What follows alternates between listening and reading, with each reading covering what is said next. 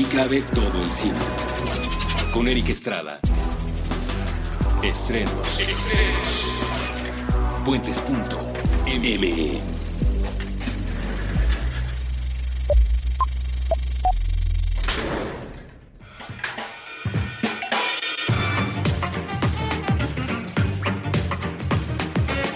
Hola, ¿qué tal? Yo soy Eric Estrada, les doy la bienvenida a un episodio más de Cine Garage. En el episodio de esta tarde vamos a hablar de Camino a Marte, una película dirigida y escrita por Humberto Hinojosa Oscaris bueno, la coescribió con Antón Goyenechea. Los tuvimos a ellos dos de invitados, junto con uno de los protagonistas, el señor Luis Gerardo Méndez, que amablemente estuvo aquí dándonos una entrevista, media entrevista junto con ellos. Platicamos de la película, de cómo se filmó, obviamente del personaje de Luis Gerardo. ¿Es ciencia ficción? ¿No es ciencia ficción? La película tiene muchas más vueltas, la película tiene muchísimos matices. Hablamos con Humberto y con Antón sobre el proceso de escritura, cómo se pulieron los personajes, qué tanto se involucraron los actores, en particular Luis Gerardo Méndez. Una película muy interesante que ganó el premio del público en el Festival Internacional de Cine de Los Cabos. Y pues bueno, todo eso está platicado aquí. Vayan a verla, no se la pierdan, estrena mañana. Ok, chicos, bienvenidos, mil gracias por haberse tomado el tiempo, especialmente a todos, pero como sé que Luis Gerardo Méndez trae un poco de prisa, sé que ese apretón en la agenda se complica mucho. Entonces, mil gracias por el tiempo. Voy a empezar por mi lado derecho. Antón Goyenechea, guionista de la película. ¿Cómo estás, Eric? Qué gusto volver a estar aquí contigo. Bienvenido. En medio de todos, Luis Gerardo, un placer tenerte aquí. Muchas gracias. Igualmente, gracias por invitarnos. Y a mi izquierda, Humberto Hinojosa Oscaris, a quien le digo ahora de frente y para la posteridad: sí me gustó tu película, me tuve que salir de la sesión de preguntas y respuestas de aquella función, no diré cuál, a menos que quieran ustedes que la diga. No lo diga. Porque yo no podía. Ya. Es más, tenía que salir. Así lo voy a poner. Humberto, bienvenido, mil gracias por estar aquí. No, hombre, gracias a ustedes. Siempre es un gusto venir aquí al programa a platicar sabroso de las pelis. De alguna forma, me ha estado dando vueltas en la cabeza la manera de empezar, teniendo a los dos guionistas, a los dos escritores de la película, al director, a uno de los protagónicos, cómo iba yo a empezar este programa. Y ayer que estaba yo revisando algunas canciones de David Bowie, por aquello de la nostalgia, dije, ok, esto tiene algo de El hombre que cayó a la tierra. O sea, puedo empezar diciéndole a estos tres muchachos dos nombres de dos películas que creo que no definen a la suya, porque es una película bastante mutante, ¿no? Uh-huh. Va cambiando mucho de forma, pero sí que puede darnos un punto de partida para la conversación. De un lado está El hombre que cayó a la tierra, de la cual soy fan y vi en el Festival de Morelia hace un año, lo cual me hizo muy feliz. Uh-huh. Y del otro lado, Un amigo para el fin del mundo. Uh-huh. La película es Steve Carell, ¿no? Sí. ¿Cómo arrancamos esta conversación si yo les doy esos dos nombres de esas dos películas? Pues, amigo mío, date plaza. A ver qué te sacas. Yo creo que la película no empezó como pensando en extraterrestres. El otro día hablábamos, Beto y yo, sobre cómo habíamos empezado el proceso de escribirla. La idea original es de Beto, y él venía pensando en cómo nos gusta antropomorfogenizar a las cosas. Uh-huh. Y cómo era curioso que al darle un nombre a una tormenta, por ejemplo, de pronto la hacíamos responsable de las cosas que hacía, y nos sacamos a nosotros esa responsabilidad. Entonces un poco empezamos a darle vueltas a eso, y de ahí surgió la idea de... Sí, yo creo que lo que es más fácil siempre llegar como al... Cuando no eres de aquí, eres de otro planeta, digamos, luego lo que te llega a la mente es extraterrestre. Y lo que teníamos mucho en la mente era no definir exactamente de dónde es, simplemente no es como nosotros, uh-huh, este personaje.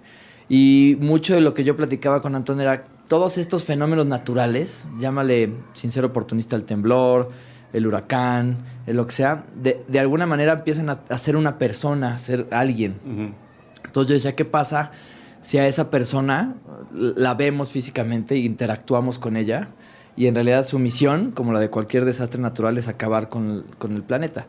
Un guiño muy, muy, muy particular de la película fue Odín, que era el que se supone que iba a ser el huracán más grande de la historia, que iba a entrar por Baja California, iba a arrasar por todo, y 12 horas antes de que tocara tierra y que pareciera que todo el mundo se disipó y no pasó nada. Sí.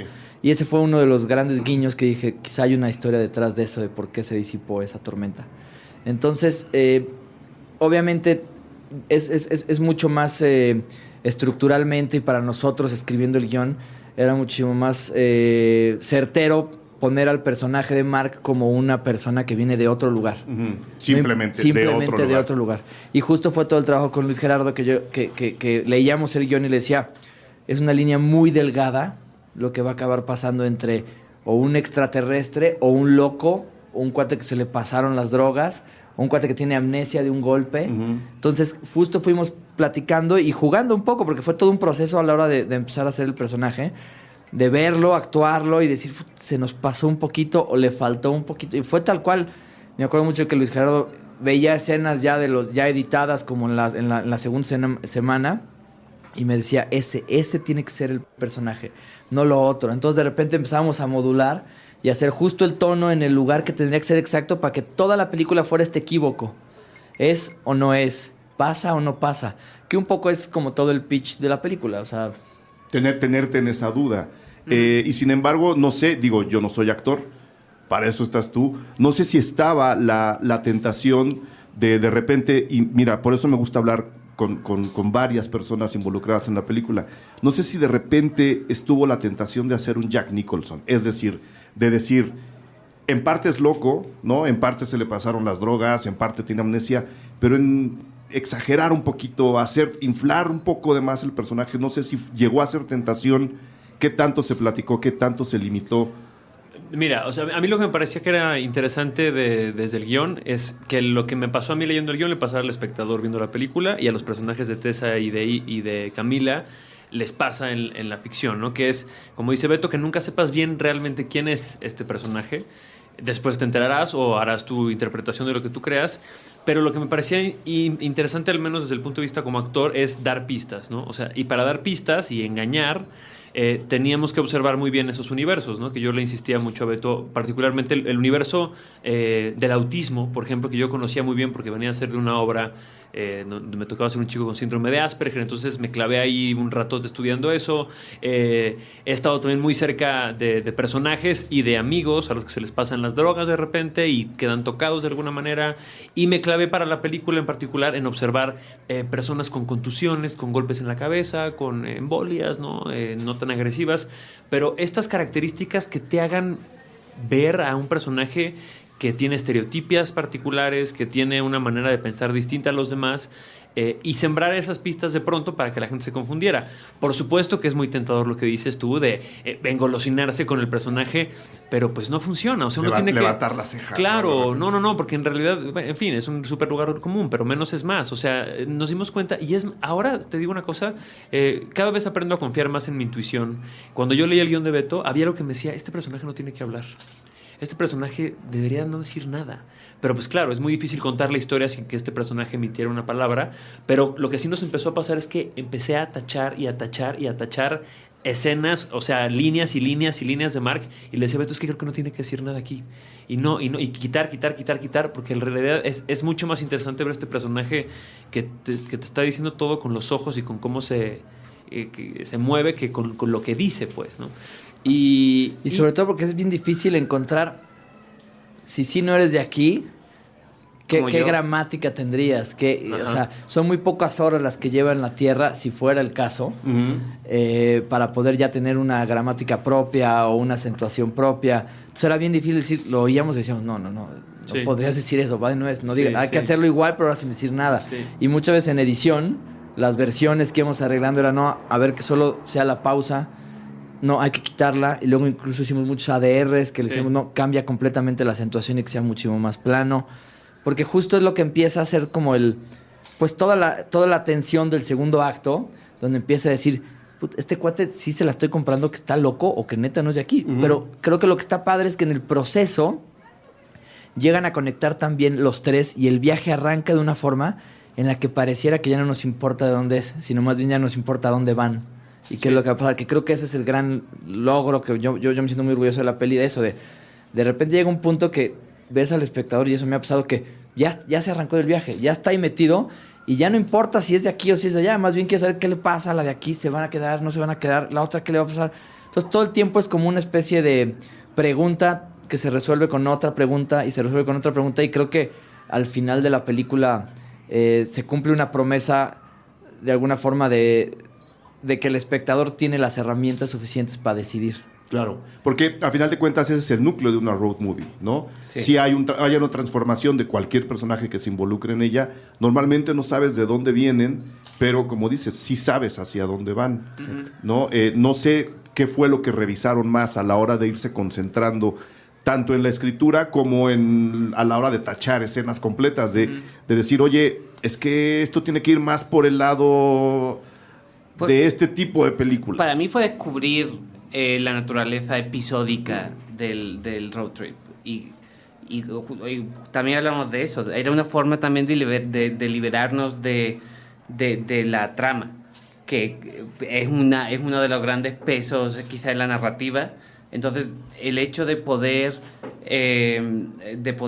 explorar lo que pasa y que sea el entorno, lo que pasa alrededor, lo que afecta, lo que pasa dentro de los personajes, te libera un poco de una línea de trama que te obliga a cumplir con ciertos puntos y demás. Y yo creo que eso a Beto se le da muy bien por la forma en la que trabaja, por la forma en la que trabaja con los actores, igual que trabaja conmigo o que trabaja con cualquiera. Entonces, para mí eso era bien importante. Y en cuanto al hecho de tachar y tal, mucha gente cuando habla con un guionista y tal, dice, te cambia el guión y tal, y no sé qué. Ojalá, eso es lo que tiene que pasar. O sea, claro. El guión, o sea, la naturaleza orgánica del cine, si el guión es suficientemente bueno y el actor puede tachar la mitad de los diálogos, no mames, es una maravilla. Es un tema complicado, ¿eh? Nos podríamos estar aquí una hora hablando solo de eso. Porque, nosotros tenemos tiempo. Porque a mí me ha tocado trabajar con directores y con guionistas que no les puedes tocar una palabra, ¿no? Y está bien, o sea, cada quien tiene su manera de trabajar. Y pues yo tengo una extracción teatral y yo no le puedes cambiar una palabra a Shakespeare, ni a David Mamet, ni a nada. O sea, ¿sabes? Pero tienes que entender qué material tienes enfrente. Y con Camino a Marte desde el principio era muy claro, porque Beto nos lo dijo y porque se sentía así, que era como un contexto muy bien dado de estos personajes y como una guía. Pero para Beto lo más importante creo que era que estos personajes estuvieran vivos. Y la manera de filmar esta película fue... la instrucción era, ustedes hagan, o sea, aquí estamos en estas locaciones, en estas dunas, en estas playas, en esta carretera, ustedes hagan, vayan, corran, improvisen, y el fotógrafo los va a ir siguiendo y va a ir cachándolos. No era de, te paras aquí en esta marca porque aquí te pega la luz y solo aquí puedes decir tu línea. No, acá era, jueguen y el fotógrafo los va a estar cazando, porque lo que Beto quería es que se sintiera muy orgánico, vivo, atropellado, como son los road trips, como cuando viajas con tus amigos. Claro. Sí, había como una meta por secuencia. O sea, yo como que tenía muy claro en esta secuencia tiene que suceder esto. Me da igual si ahora sale arriba, si sale abajo, o sea, hay muchas cosas. Se detiene en el coche y de repente yo tenía algo de que Luis Gerardo, o bueno, más bien Mark, hacía algo que la sacaba de onda y de repente sucedió que se subió al techo del coche. Dije, perfecto, hay que volverlo a hacer pero del otro lado para hacer la cobertura completa y me pueda cortar. Y así era todo el día. ¡Pum! Salió eso, increíble. Ahora hay que hacer la cobertura completa para eso, para que se pueda editar. Y así nos íbamos yendo. De repente estábamos filmando y salen unos caballos de la nada salvajes.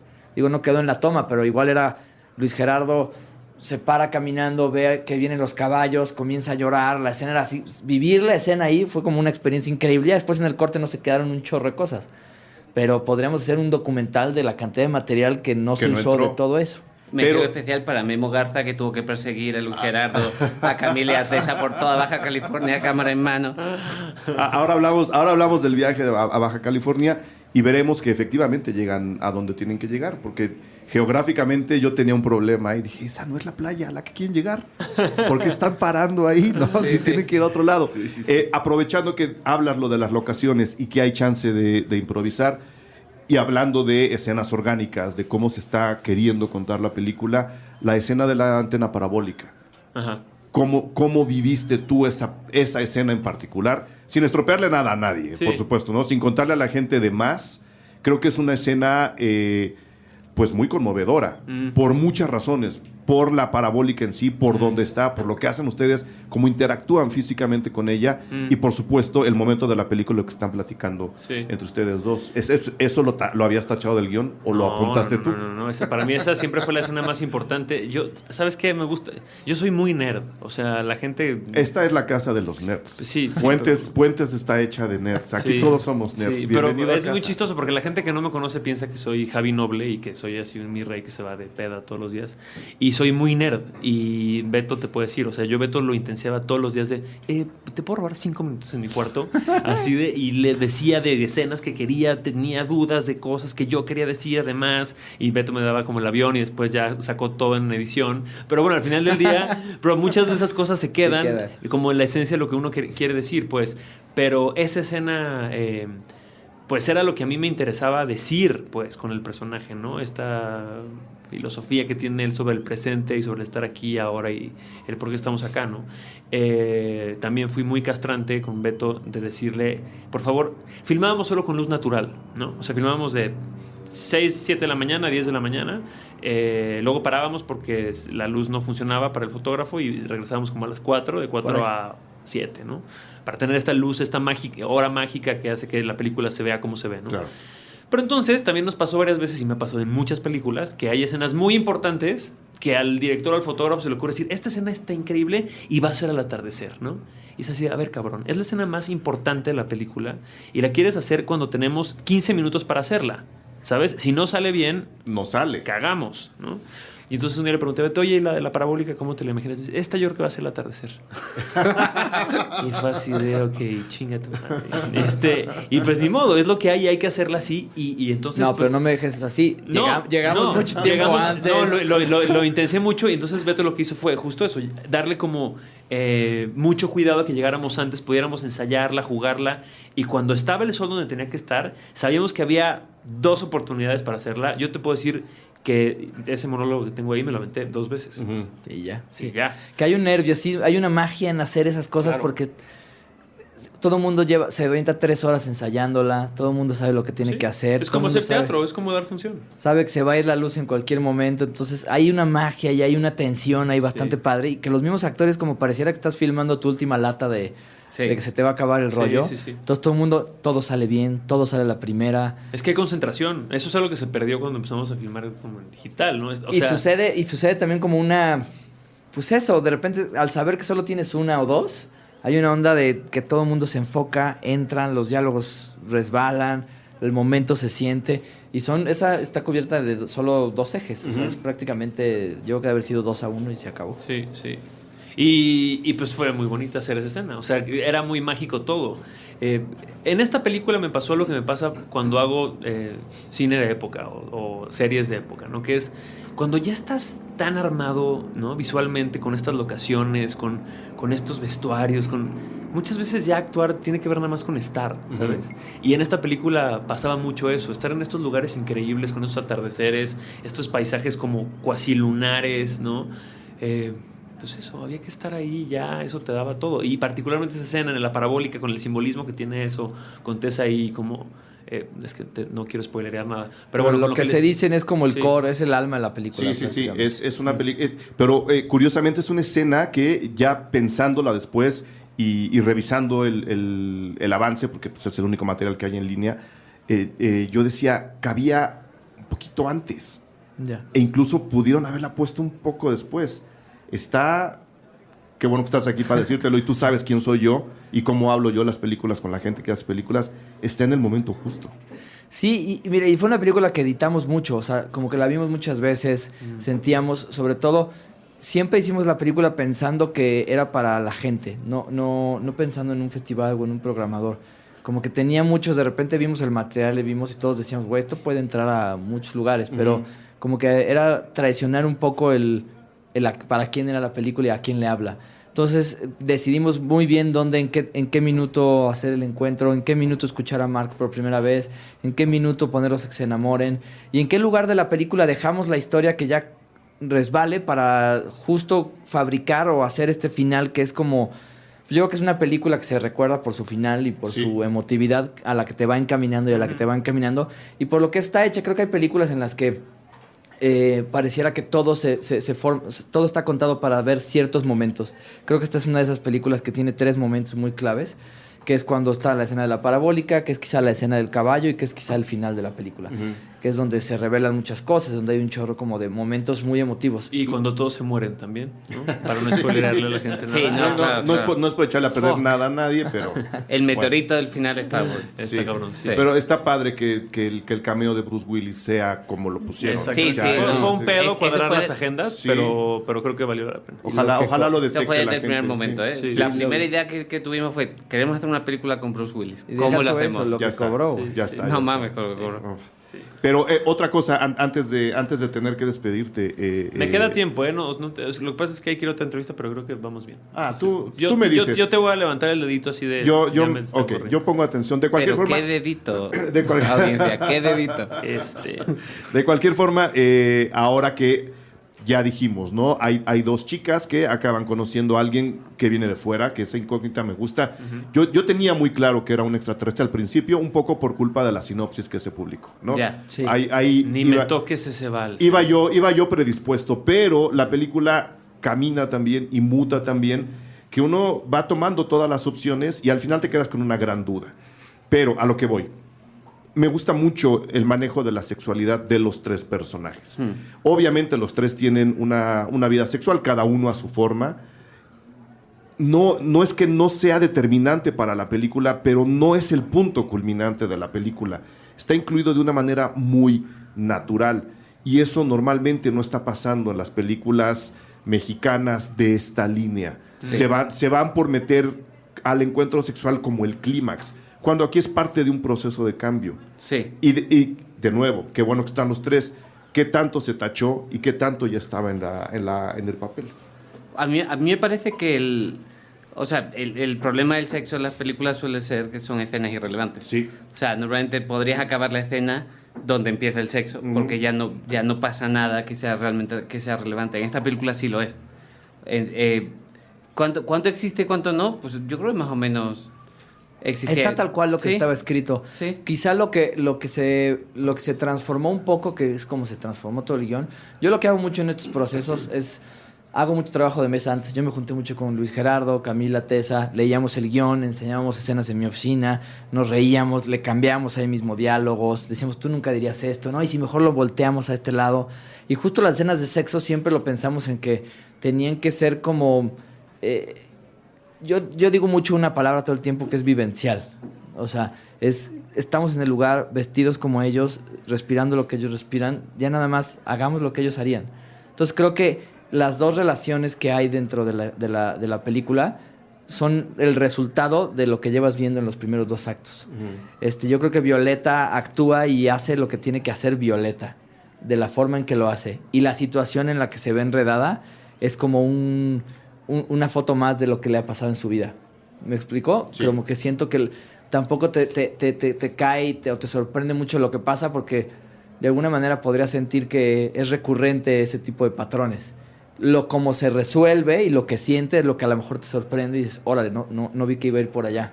Y todo el tema de Emilia y Mark, cuando pues es lograr, yo siempre lo he dicho, si imagináramos que pudieran borrarnos de la cabeza la primera vez que probaste el mango de niño y lo pudieras tener ahorita, ha de ser una experiencia gigantesca.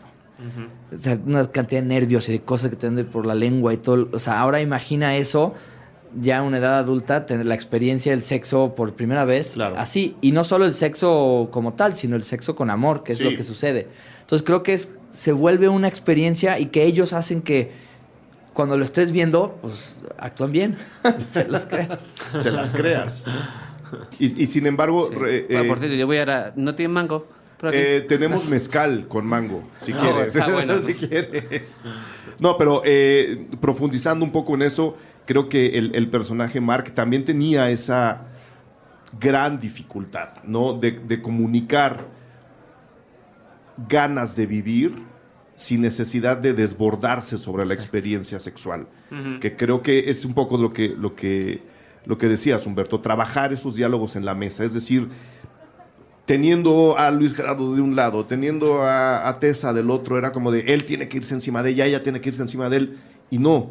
ahí de nuevo tu personaje, Mark, está bien dibujado, está bien amarrado, digamos. No se les fue tampoco del corral. Hombre, gracias. Pues sí, es que no sé qué decirte a eso. O sea, creo que sí, en fin, el trabajo siempre se ve y hicimos como mucho trabajo antes. Tuvimos la fortuna de que la película se filmó casi en orden cronológico, no toda, pero... Entonces, cuando llegamos a las escenas como más complicadas, ya estaba muy claro, ya estaba muy anotado quién es el personaje, cómo se comporta, qué hace, qué dice, qué le interesa, qué no. Y eso pasa pocas veces. Woody Allen lo hace, ¿no? Woody Allen filma y la primera semana generalmente la echa a la basura y la vuelve a filmar. Nosotros no podemos hacer eso porque pues, se te irían los costos a un lugar ridículo. Pero... Y porque el director quiere filmar al atardecer. Además, ¿no? Pero Beto, afortunadamente creo que tuvimos una buena complicidad de pues eso, me dejaba estar como muy ahí en el video assist, revisando lo que particularmente yo quería hacer. Cuando yo trabajo con un director, claro que confío en lo que el director quiere hacer, pero esta es otra discusión de otro programa, pero hay directores que no te dejan ver el video assist, por ejemplo, ¿no? Porque hay como un prejuicio de que el actor o la actriz solamente quiere ver si se ve bien, ¿no? Y sí, sin duda hay actores y actrices que hacen eso, los he visto, pero a mí me interesa cuando estoy trabajando algo como... muy particular, pues, como puede ser en este personaje, la voz, la corporalidad, cómo se para, cómo ve, pues a lo mejor a Beto ya le va a gustar algo, pero yo sé que todavía lo quiero hacer un poquito menos o más sutil, ¿sabes? Entonces, la primera semana yo estaba con Beto todo el tiempo ajustando esas cosas y llegó un momento donde le dije, ya no quiero ver, ya lo tengo, ya sé cómo es, ¿no? Y una vez que tienes eso es muy rico. Claro. Lo que pasa es que es algo que aprendes en el teatro. A mí me pasa cuando doy funciones de temporadas largas, en la función 60 es cuando generalmente digo, ahora. Ya sí es, cabrón. ¿No? Y pues en el cine no tiene 60 tomas. No. Entonces es una cosa muy particular que yo ya sé que yo voy a estar en el punto después de hacerlo 60 veces. Sí, es muy claro. Cuando veo la película hay ciertos que digo, queda muy bien armada, pero estoy seguro, dije, aquí estaba uno arriba, aquí estaba uno abajo. Sí. Y escena 2, pum, se va, ya. Te das cuenta que despegó.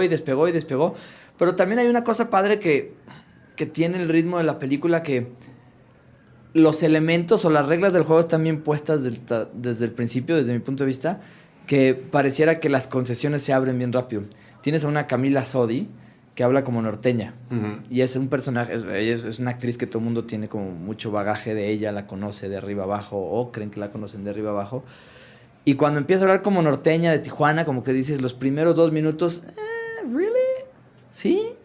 Pero después, minuto 2 sigue siendo así, minuto 3 sigue siendo así, minuto 5 ya no te estás preguntando Sí, si ¿no? es de allá. Entonces, creo que eso pasa con los 3.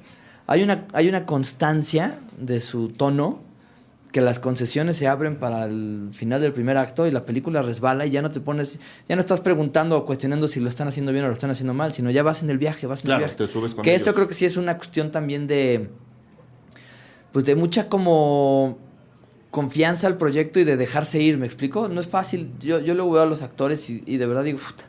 O sea, es comprometerse mucho y decir, bueno, la voy a hacer de esto y directo con todo. Y yo veía a Camila que estaba preocupada y le hablaba a sus amigos de Ciudad Juárez y le decía, ¿cómo se diría esto? Y oía los mensajes de voz que le mandaban.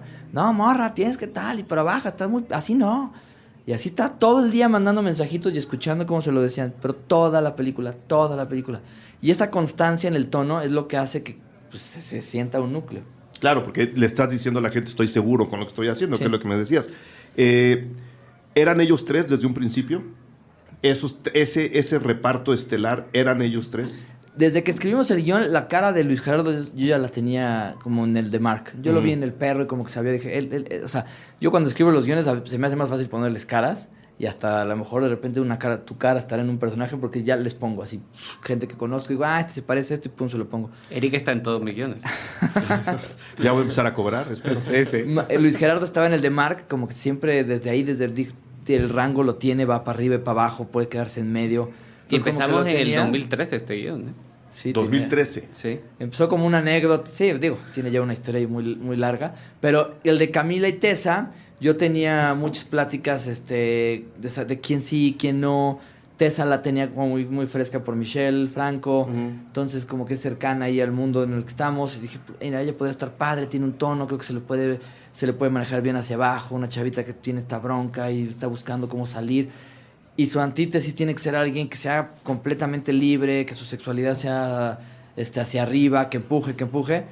Y una de las grandes razones por las que yo me acabé como confirmando de la pareja es cuando las vi juntas y supe que eran hijas del mismo papá y que habían convivido solo como los primeros años de las dos y después se habían separado mucho tiempo sin estar peleadas, simplemente sus vidas como que tomaron diferentes rumbos y ahorita se volvían a encontrar. Entonces verlas antes de empezar la película y antes de decidir que eran ellas, sí vi una dinámica como de descubrimiento y como de hermana mayor y hermana menor. Una cosa única, muy padre entre ellas. Que sí está, ¿no? Que sí está en la película. Que sí generas. O sea, yo cuando fuimos a filmar estuve una semana antes que llegara Luis Gerardo haciendo el viaje de Tijuana a La Paz. Entonces, en realidad, ese viaje lo hicimos. Camila manejó de Tijuana a La Paz el Volvo. Íbamos Memo y yo adentro de la camioneta, filme cosas y descubríamos una cosa y nos bajábamos y filmábamos y volvíamos. Y las improvisaciones o los temas que yo les iba soltando en el coche, que son el primer montaje de la película, creo que generan esa frescura porque sí eran ellas viviendo la experiencia de reencontrarse. Claro. Entonces creo que es algo único, que sí está muy mágico ahí. Bueno, Sí. Antes de seguir, Luis Gerardo, mil gracias por venir. Gracias, perdón que me tenga que ir, pero el tour de la promoción está bien rudo. Está bueno. Mucha suerte con la película, mil felicidades con el trabajo. Muchísimas gracias. Nos veremos pronto por aquí. Gracias. Y me quedo con Ustedes- las otras 2 estrellas. Sigan Bueno. platicando, chavos. Me quedo con las otras 2 estrellas. Después de todo lo que me acabas de contar, y obviamente que realmente se hizo el viaje, que además es un viaje ideal, ¿no? Es un viaje, desde mi punto de vista, que se tiene que hacer, ahí va el cliché, una vez en tu vida. Sí. De Tijuana a La Paz o de La Paz a Yo siento que Tijuana. tendría que ser oficial. Si yo hubiera sabido esto en mi adolescencia, Se en hace. lugar de estar buscando estos de los 90s que a mí me tocó del Ixtapas o eso, Cicatela y esas cosas. o sea, ¿no? tendría que haber sido esto. Esto tiene que ser un viaje Obligado. primordial. En lugar del servicio militar deberían mandarnos a recorrer Baja California. No, este es un lugar A pie. A pie. increíble, Luego increíble. van con la película al Festival de los Cabos y la gente se vuelve loca. Sí, fíjate que fue muy caótico y hasta para nosotros, porque Pablo, el productor, justo coincidió con que viajó el jueves, si no me equivoco, Sí. y el viernes en la madrugada, despegando en la primer fiesta, Despegando le habla- a las 2 de la mañana. le habla a su mujer Sí. para decirle, si no llegas en 3 horas, tu hijo va a nacer. Entonces se sale con el pobre de Antón, un caos. Yo tengo un compromiso ahorita que estoy trabajando que no puedo parar. Entonces no pude ir a la filmación, al festival, y prácticamente se fue Antón con los actores, con Camila Tesa y Luis Gerardo, y nuestros coproductores, que es Filmadora Nacional, pero Polo tampoco pudo Polo ir, no Polo pudo. Constanza, entonces fue Tania, nuestra otra coproductora.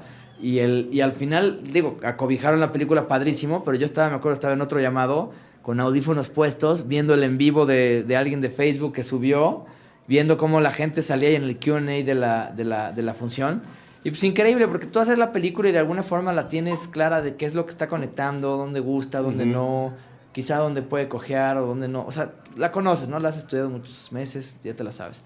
Pero de alguna forma ver que la gente se conmueve tanto más de lo que hubieras imaginado, es súper bonito. O sea, yo de repente veía y decía, ¿qué hicimos? No me di cuenta en qué momento la conectamos por ese lado. Y creo que también es por un tono y un humor que está viviendo la gente ahorita después de todo lo que nos pasó. Sí. Pues creo que el hilito al final del día de esperanza, fiuf, estamos aquí todavía todos y sí la vimos, es como un recordatorio la película, creo, porque eso es lo que de repente pueden un poco sentirse el viaje de los personajes, ¿no? La voy a llevar un poquito más lejos. Sí. Y qué bueno que mencionas el momento que vivimos. Yo creo que es el momento que estamos viviendo.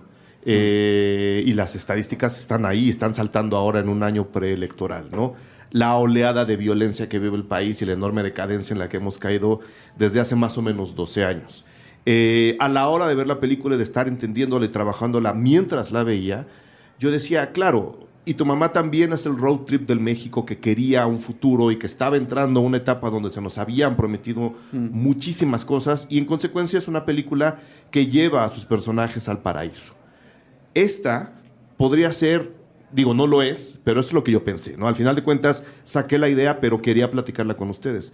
Camino a Marte es, y tu mamá también, pero de un país que ya sabe que va al apocalipsis. que sabe que se está acercando a un huracán gigantesco que se llama Mark, Sí. ¿no? Y yo alcancé a detectar ese estado de ánimo a nivel sociológico, o sea, acomodando Sí. la película sociológicamente, alcancé a detectar eso.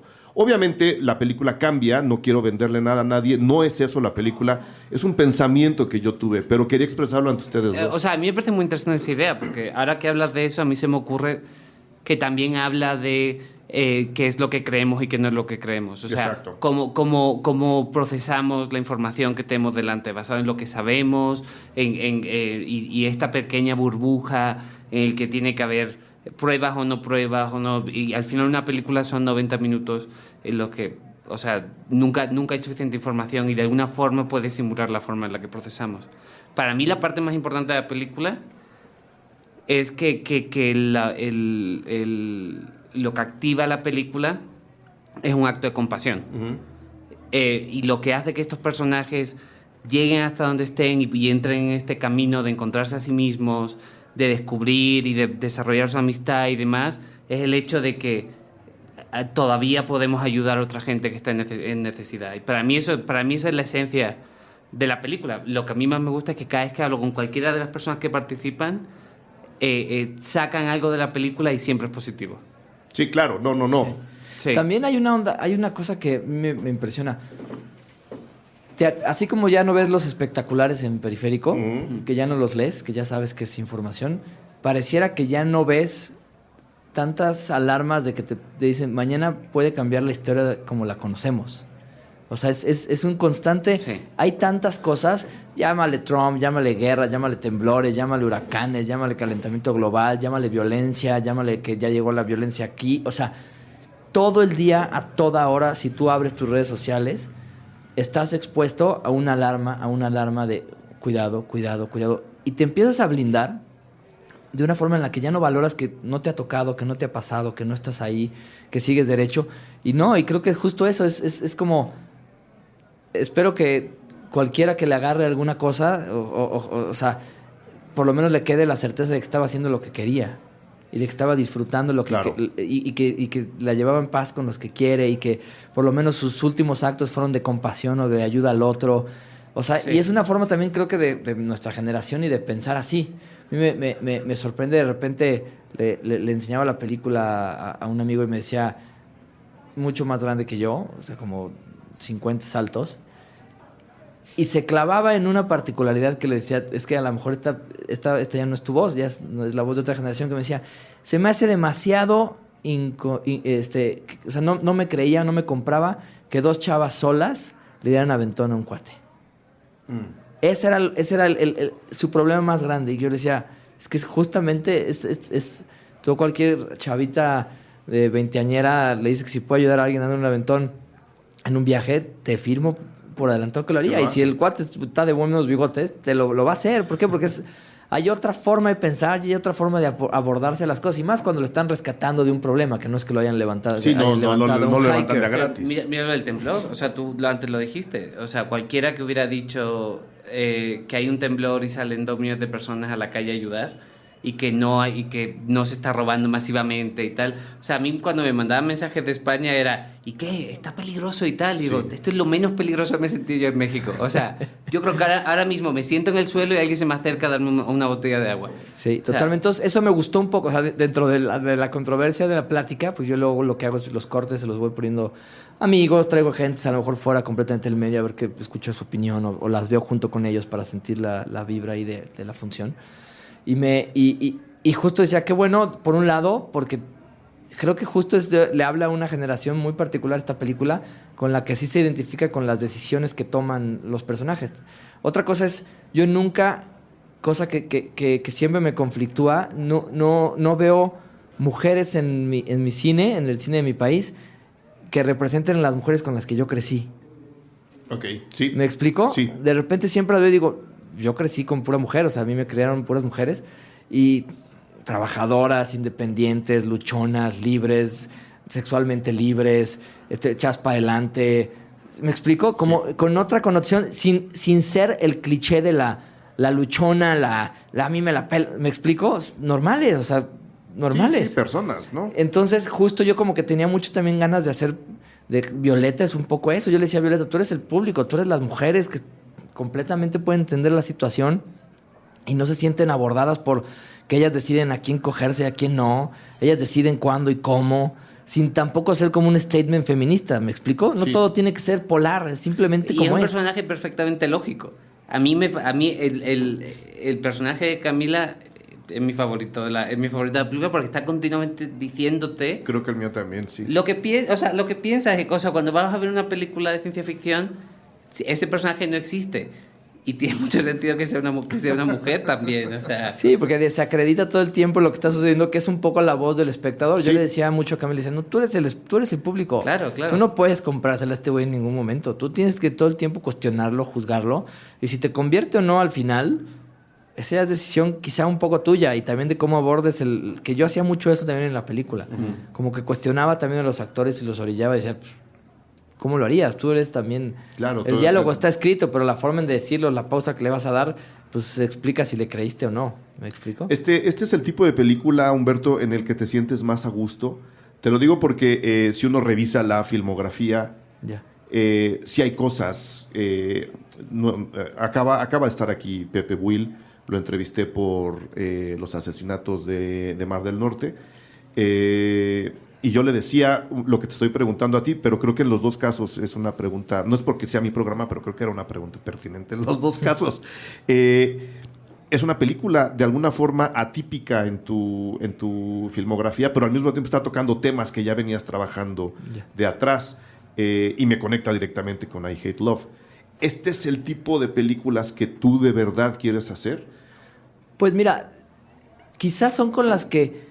Y no me refiero al género, me refiero a todo lo que estamos platicando. Es una película que en apariencia comunica desesperanza, pero en realidad te coloca en un nivel donde te dice todavía hay luz, todavía se ve el final del túnel. Yo, antes de que conteste Beto, como un experto en su filmografía que soy, yo creo que esta es una película, en mi opinión, que representa la sensibilidad cinematográfica de Beto. O sea, yo creo que se podría traducir a otros géneros, pero esta es la forma en la que Beto cuenta historias de una forma, en mi opinión, maestra. O sea, está grabado, ¿eh? Está grabado, no, y así se va a publicar. Aquí no editamos los programas. Ok. Sí, yo creo que también es con la que... con la que me siento más cómodo de tema, porque es la más parecida a mí. ¿Me explico? Sí. Es una película, o sea, es raro decirlo, pero es la película, se parece a mí más, a mi forma de ser, a mi forma de llevar. Soy papá, tengo 3 hijos, soy alguien que está como todo el tiempo preocupado por ciertos temas o ciertas cosas de la sociedad, me interesa la comunidad, hay cosas que me importan y que es como un estilo de vida y así lo he venido haciendo siempre. Entonces, hablar de eso y en una película ponerlo quizá resbala mejor porque es más natural, ¿no? También soy como muy... Pues yo respiro y sueño películas todo el tiempo y todo el día es lo único que hago, pienso y veo. Entonces, muchas veces llego a ciertos lugares sin darme cuenta de qué es lo que mi cabeza me está empujando a... Tú quieres decir esto, en realidad lo que quieres es decir esto, quieres hacer esto, quieres todo. Pero también soy fan y soy geek y me gustan un chorro, o sea, soy del género y me gusta darle vueltas a otras cosas y de repente me ambiciono y quiero hacer una película de tal cosa, pero digo, híjole, a lo mejor... de qué forma puedo abordarlo para que sí sea en México y sea en español y sea ciencia ficción, pero que al mismo tiempo tenga lo que a mí me interesa decir. Entonces de repente empiezo a hacer estos como especie de híbridos o de películas que no les... Me acuerdo mucho, lo platicamos cuando estamos poniendo ya las fichas técnicas de qué género le pones y la misma distribuidora me pregunta. Yo le digo, pues no, pues es que es como definir muchas cosas a mis hijos, pues ya sabrán ellos qué son, o sea... Me explico, mi película es un road movie que tiene comedia, que tiene drama, que sí tiene toques de ciencia ficción. Pero también tiene sexo, ¿no? Sí.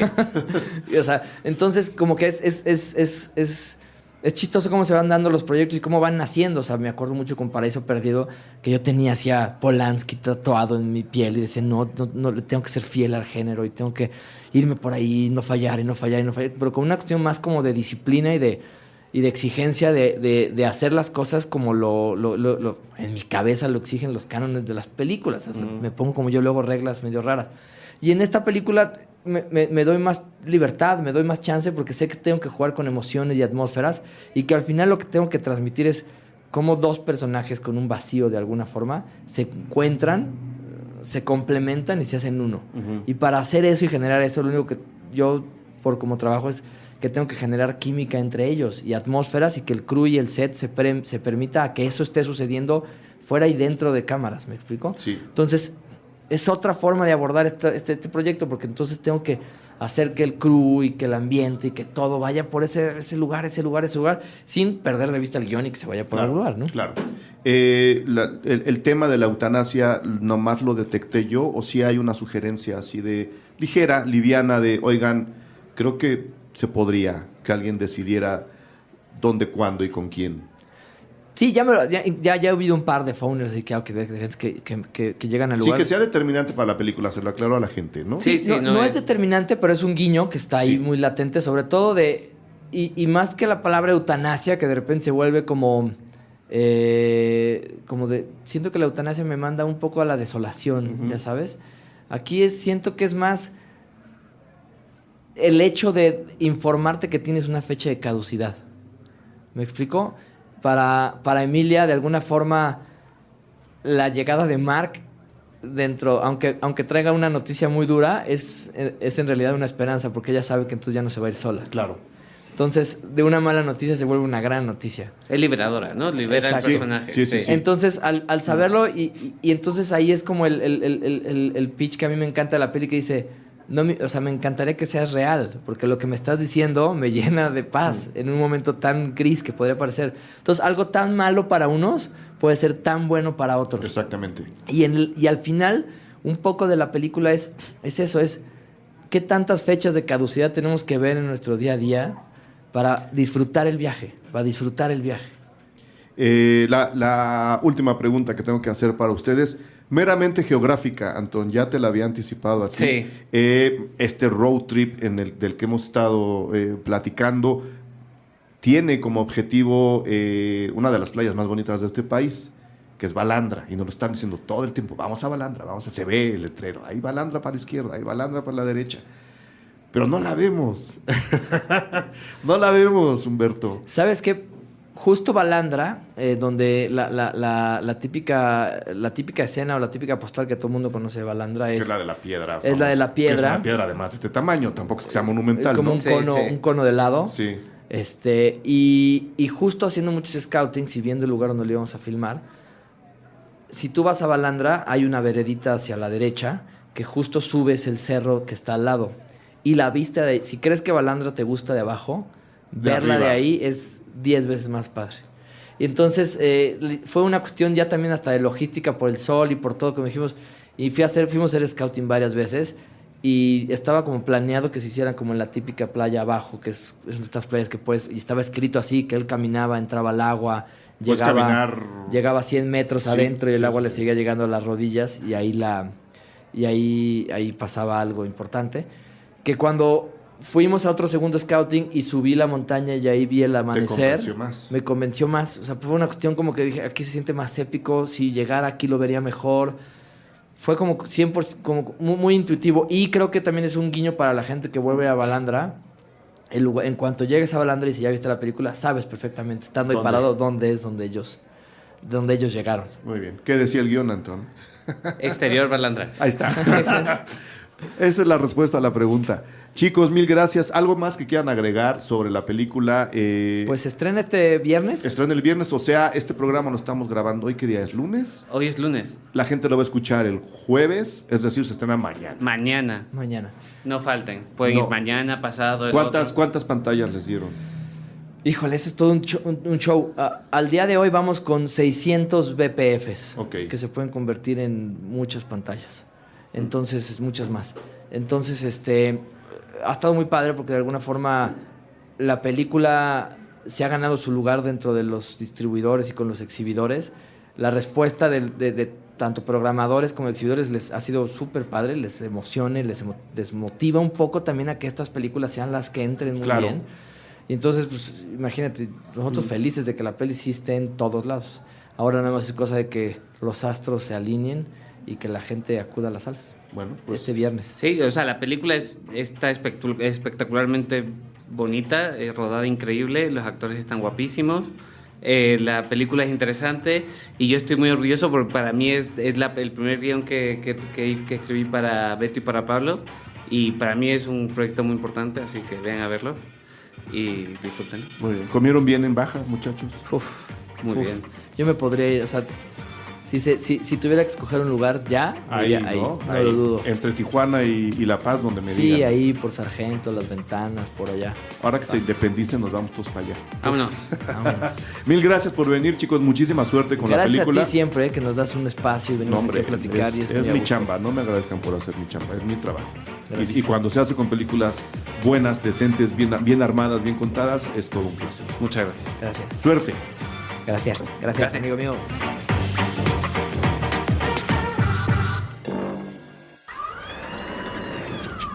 Cine Garage. Aquí cabe todo el cine. Con Eric Estrada. Estrenos. Puentes.me